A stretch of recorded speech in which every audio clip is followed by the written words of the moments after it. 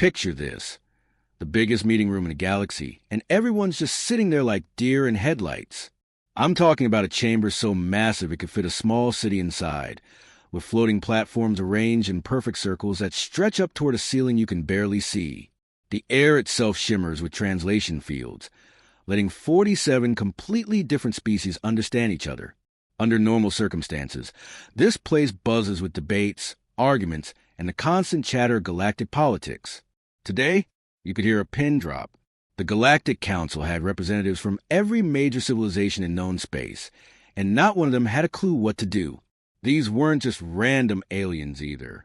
We're talking about species that had mastered faster-than-light travel before humans even discovered fire. Civilizations that had built structures spanning entire star systems. Being so advanced, they treated physics more like suggestions and laws. And right now, every single one of them looked absolutely terrified. On the main screen that dominated the chamber's center, pure nightmare fuel. The void swarm looked like a massive storm cloud made of pure destruction, but instead of rain and lightning, it carried billions of tiny robots that ate everything in their path. These weren't your typical sci-fi nanobots either. Each one was smaller than a virus, but packed with enough destructive power to strip atoms apart.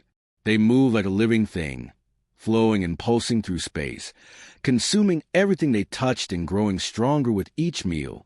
The footage was recent, taken just days ago from what used to be the Kepler mining colonies. Beautiful worlds with floating cities and crystal gardens. Now, nothing.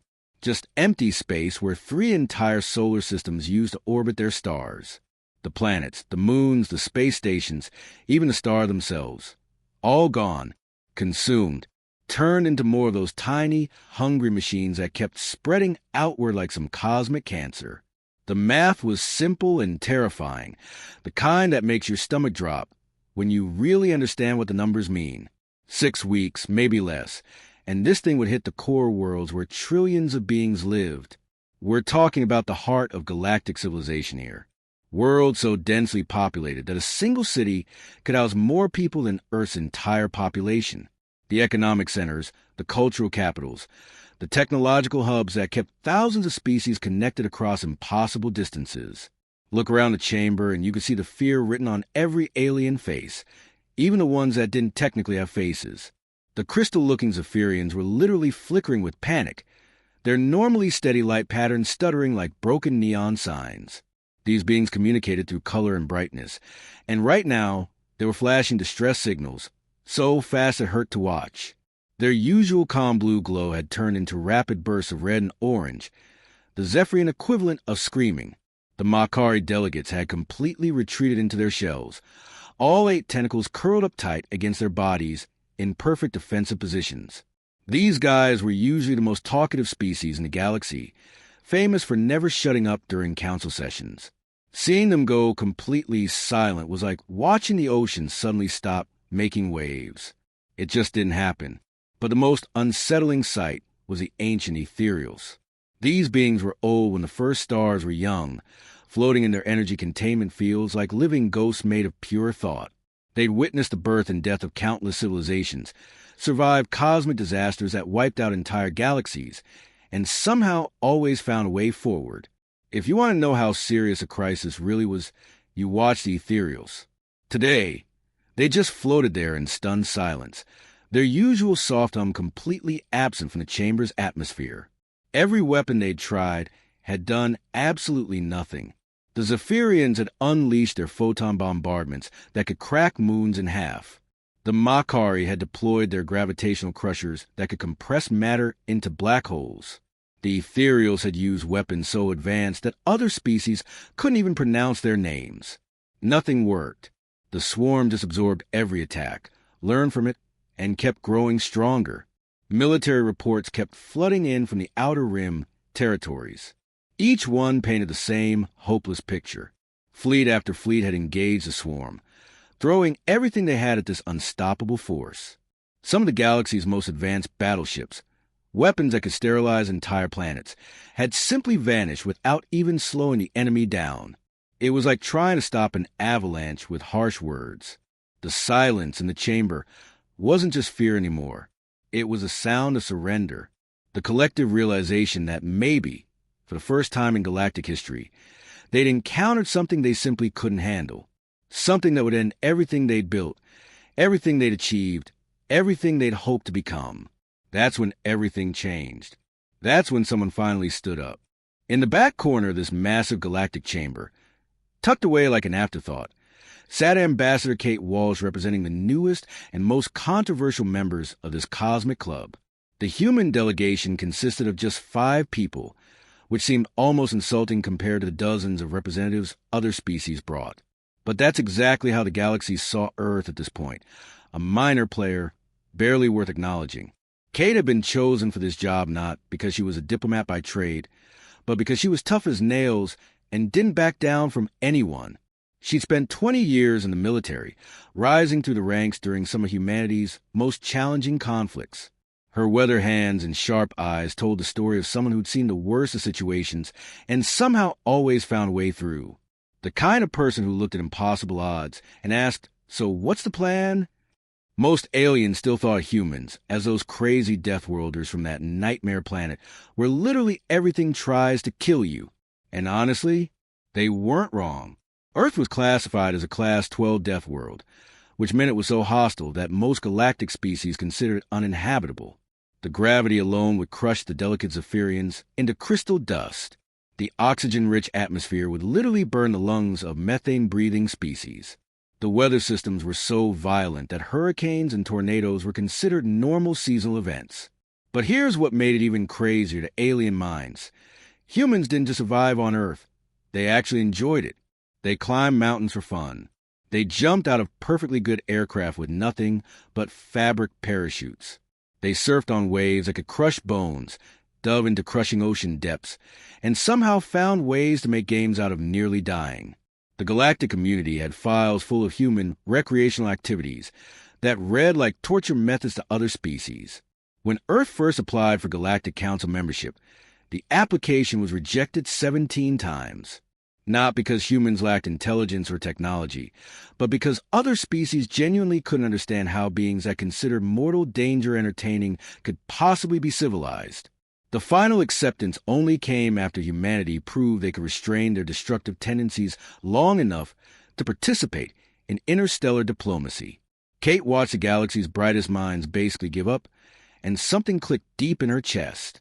It was that familiar feeling she remembered from her military days, the moment when the situation went from bad to impossible, and you realized retreat wasn't an option anymore.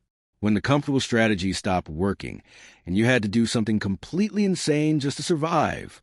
She'd felt it during the siege of New Calgary when her unit was surrounded and outnumbered 10-1. She'd felt it again during the space elevator crisis when conventional solutions failed, and someone had to make the impossible choice. This was that moment again, but scaled up to galactic proportions.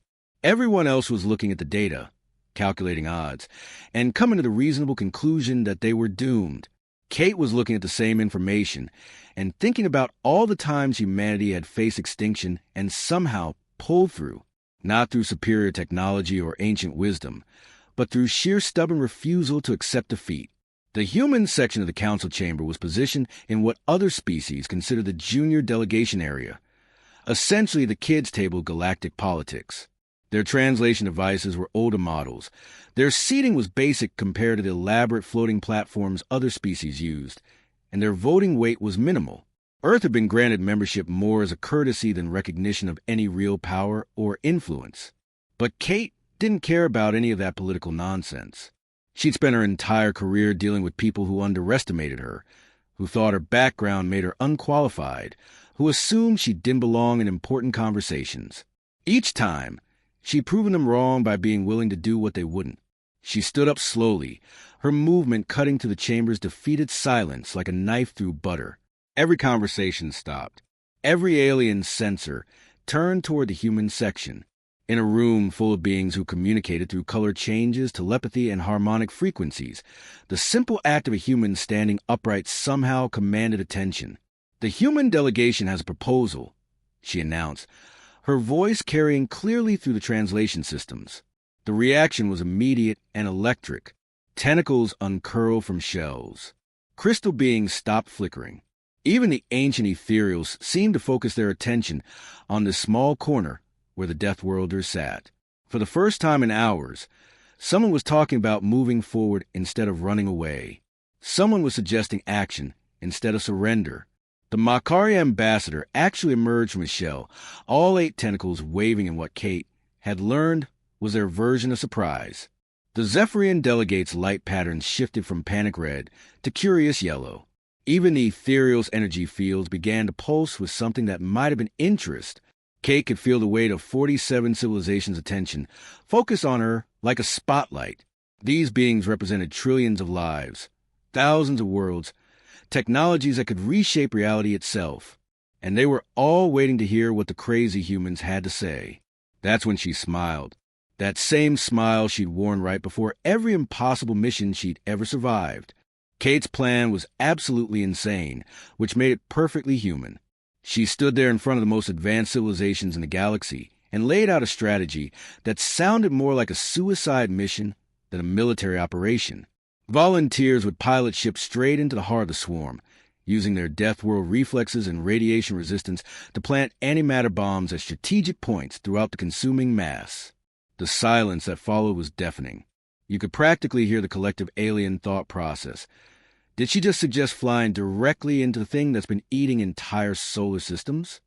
The Makari ambassador's tentacles started twitching, and what Kate had learned was their equivalent of nervous laughter. The Zephyrians flickered between confused orange and disbelieving purple. Even the normally composed ethereals seemed to ripple with something that might have been shock. The head ethereal, an ancient being whose energy field had witnessed the birth of galaxies, floated forward with that patient tone they use when explaining obvious facts to lesser species. Ambassador Walsh, we appreciate the human willingness to sacrifice, but what you're proposing is not merely dangerous. It's physically impossible. The gravitational stresses within the swarm would crush any organic being into elementary particles. The exotic radiation levels would cook living tissue in nanoseconds. The nanoscale devourers would strip any vessel to its component atoms before any mission could succeed. Other delegates jumped in with their own technical objections. The Altarian physicists pulled up holographic displays, showing radiation measurements that looked like vertical walls of death. The Centauri military advisor explained how their most advanced battleships had been dissolved in seconds. Species after species contributed data proving why Kate's plan couldn't work, each analysis more damning than the last. Kate just nodded politely through each presentation, waiting for them to finish. When the chamber finally quieted down, she activated her own holographic display. I appreciate all that scientific data, she said with that slight smile that her old military unit knew meant trouble. But before we talk about why this won't work, let me show you something about human recreational activities. The footage started playing, and the alien reaction was immediate. The first clip showed a human in a reinforced vehicle deliberately driving toward a massive tornado, the kind of storm system that could level cities. The vehicle was getting tossed around like a toy while the human inside whooped with excitement and took measurements. This is storm chasing, Kate explained casually. Humans do this for fun on weekends. Next came footage of free climbing, showing humans scaling 1,000-foot vertical cliff faces with nothing but their bare hands and some chalk. No safety ropes, no protective equipment.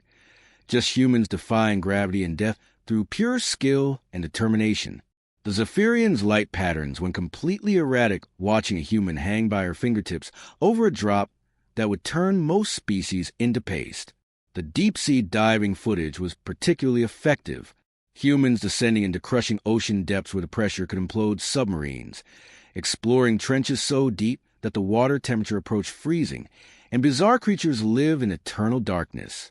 The camera showed a human calmly swimming next to creatures that looked like they'd escaped from nightmares, taking samples while the pressure readings displayed numbers that made the Altarian physicist sensors recalibrate twice. But the volcano surfing footage was what really broke their minds. Humans on modified boards riding lava flows down active volcanic slopes, dodging chunks of molten rock, while toxic gases swirled around them.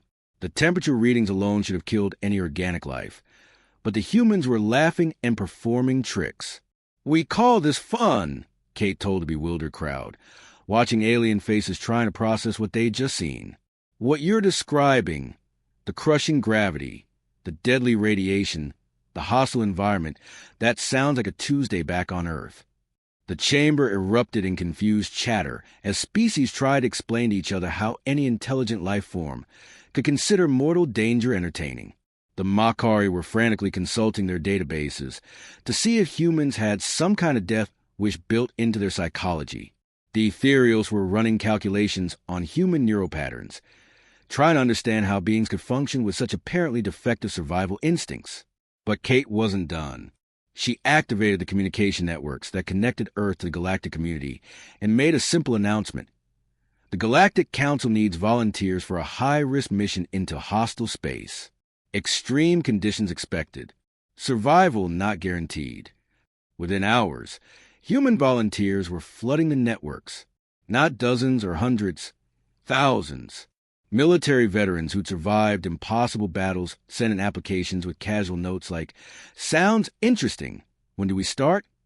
Test pilots who made a living pushing experimental aircraft beyond their limits were practically lining up. Extreme athletes saw it as the ultimate challenge. Deep-sea miners who worked in crushing depths and toxic environments viewed it as just another job with better scenery. The alien delegates watched in growing amazement as the applications kept pouring in. These weren't desperate people with nothing to lose. These were experienced professionals, many with families and successful careers, who genuinely wanted to volunteer for what every other species considered certain death. They submitted detailed resumes highlighting their experience with hostile environments, radiation exposure, and high-stress situations like they were applying for vacation opportunities. The most telling part? The human volunteers kept asking if they could bring friends along. Apparently, facing galactic extinction alone wasn't nearly as appealing as doing it with a good team and some laughs along the way. The galaxy was about to learn that humanity's greatest strength wasn't their technology or their intelligence. It was their completely insane willingness to look at impossible odds and ask, "So, who's driving?" The launch was unlike anything the galaxy had ever witnessed. 12 modified ethereal vessels. Their sleek designs, now bulky with human-installed life support systems and radiation shielding, sat ready on an orbital platform above Earth. Each ship looked like a work of art that had been attacked by a mechanic with a welding torch. But somehow the combination of elegant alien technology and human practicality created something uniquely powerful. The crews were just as mismatched.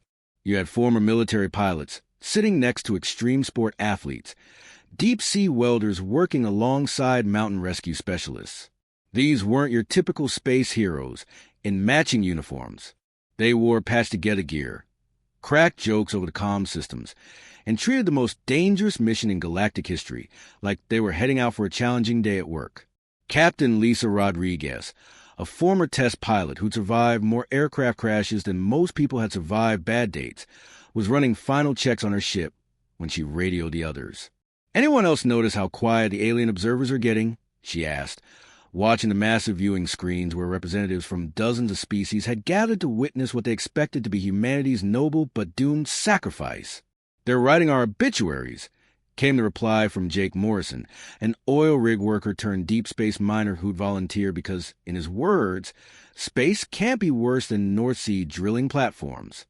His ship was loaded with enough antimatter charges to crack a moon, and he was discussing placement strategies like he was planning where to put party decorations. The galaxy held its breath as the 12 ships launched simultaneously, their engines creating a light show that was visible from several star systems away. Every major news network in known space was covering the event. Alien commentators spoke in hushed tones about human bravery, while secretly calculating how long it would take to evacuate the core worlds once this desperate plan failed. The ships approached the swarm's edge, and immediately the readings went insane. Gravitational fields that twisted space itself into pretzel shapes. Radiation levels that should have killed the crews before they even reached the danger zone. The nanobots began swarming toward the approaching vessels like cosmic piranha, sensing blood in the water. Then the ships disappeared into the swirling mass of destruction, their signals vanishing into interference, so thick it looked like static on every sensor in the galaxy. The last transmission was Jake's voice crackling through the noise. "Well, this is definitely more interesting than the North Sea." 3 days of complete silence followed. 3 days where the galaxy's greatest civilizations could do nothing but wait and hope while staring at empty scanner screens. The Zephyrians dimmed their lights in what passed for prayer among their species. The Makari retreated into their shells and refused to emerge. The Ethereals ran probability calculations that all came back with the same result. 0% chance of success. Emergency evacuation plans went into overdrive. Entire planetary populations began moving toward the outer rim territories. The stock markets crashed across 47 different economic systems simultaneously. Parents held their children closer, and even the most optimistic species started planning for a future where the core worlds no longer existed.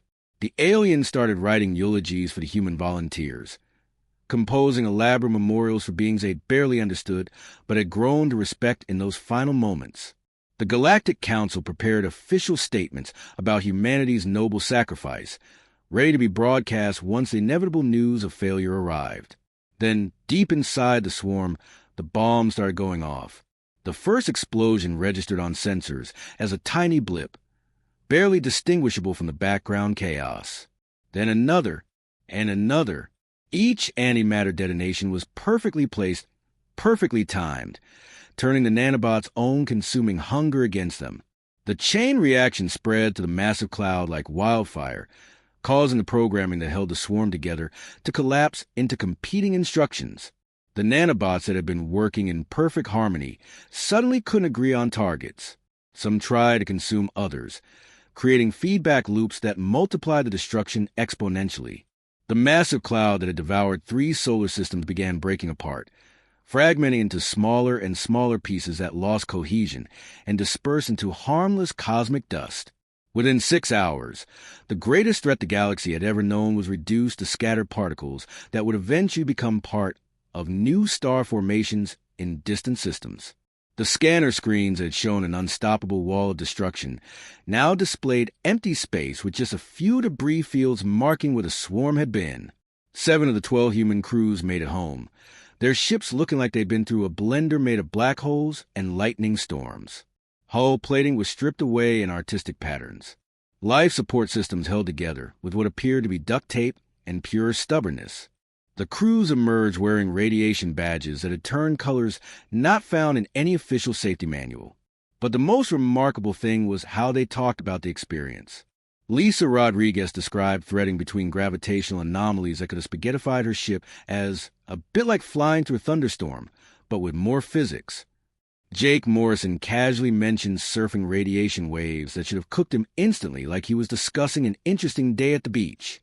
They submitted their mission reports with the same tone most people use to describe weekend camping trips. Navigation was tricky around the gravity wells, but nothing worse than mountain driving in bad weather. The radiation exposure was significant, but within acceptable limits for short-term operations. Overall mission success exceeded expectations. Would recommend bringing better coffee next time. The galaxy stared at these humans who had just accomplished the impossible and were already planning improvements for the next time. Because, of course, there would be a next time. That's just how humans operated. Everything changed after that day, and I mean everything. The transformation was so complete that historians would later mark it as the moment humanity went from galactic outcasts to the species everyone wanted on speed dial. The same aliens who'd spent decades looking down on humans as crude Deathworlders who'd somehow stumbled into space were now practically begging for Earth's contact information. Within a month of the swarm's destruction, humanity's status in the Galactic Council jumped from junior members with minimal voting rights to full partners with emergency consultation privileges. The human delegation moved from that cramped corner in the back to a prime location near the center of the chamber. Their outdated translation equipment was replaced with top-of-the-line systems, and suddenly everyone was very interested in what the humans had to say. But the real change wasn't political, it was psychological. Across 47 different civilizations, the word impossible started getting used a lot less frequently.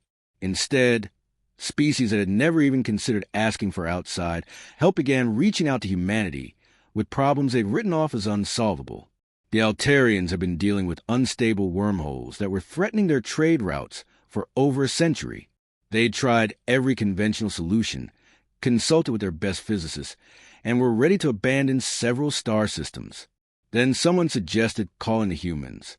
6 months later, human deep space welders were riding through collapsing wormholes in modified ships, stabilizing quantum structures from the inside while treating it like just another challenging repair job. The Altarian engineers watched in amazement as humans casually discussed threading through dimensional tears like they were fixing potholes on a highway. The pattern repeated across the galaxy. The Centauri had a plague of crystalline parasites eating through their space habitats, something their medical technology couldn't touch. Human biologists showed up with equipment that looked primitive by galactic standards, but approached the problem from angles the advanced aliens had never considered. They studied the parasites not as invaders to be destroyed, but as life forms to be understood and relocated. Within weeks, they'd turned the destructive creatures into beneficial partners that strengthened the crystal structures instead of eating them. When the Makari faced a rebellion on one of their mining worlds, they didn't call their usual peacekeeping forces. They called humans, not because humans were particularly violent, but because they had an uncanny ability to understand desperate situations and find solutions that work for everyone involved. The human negotiator spent 3 days living alongside both the miners and the administrators, sharing meals and stories, before proposing changes that had never occurred to either side. Each success built on the last, until should we call the humans, became the first question asked whenever a crisis seemed beyond conventional solutions. It wasn't that humans were smarter or more advanced than other species. They often used simpler technology and more basic approaches. But they had something the galaxy had been missing: the absolute refusal to accept that anything was truly impossible. The shift went beyond emergency situations. Human restaurants started appearing on alien worlds, serving food that most species considered barely edible but somehow found fascinating. Human entertainment became popular across dozens of worlds, with alien audiences trying to understand how beings could find excitement in simulated danger. Human philosophy and literature spread through galactic networks, introducing concepts about resilience and hope that had never been formally studied by other civilizations. Kate Walsh remained Earth's primary ambassador, but her role had evolved far beyond traditional diplomacy. She became something like a crisis coordinator for the galaxy, maintaining networks of human specialists who could be deployed anywhere problems arose. Her office walls were covered with thank you messages from alien governments, written in languages that hadn't existed when humans first reached for the stars. But Kate kept one recording from that original mission, stored in a simple audio file that she played whenever the galaxy faced a new impossible situation. Deep in the swarm, with death pressing in from all sides and billions of lives hanging in the balance, one of the human pilots, Dave Chin, a former cruise ship mechanic who'd volunteered because space sounded more exciting than engine rooms, was humming an old Earth song. Just a simple tune about taking life one day at a time, drifting through the comm system as he worked to plant antimatter charges in the heart of galactic destruction. The recording captured something that no amount of scientific analysis could explain. Here was a human being, facing the most dangerous situation in recorded galactic history, and instead of screaming or praying or panicking, he was humming. Not because he wasn't afraid, but because he'd found a way to carry joy with him even into the darkest places. The melody was barely audible over static and interference, but it was there, steady, calm, and utterly human. That's humanity in a nutshell. Finding joy in the face of extinction, singing in the darkness, and taking that crucial step forward when everyone else stands frozen.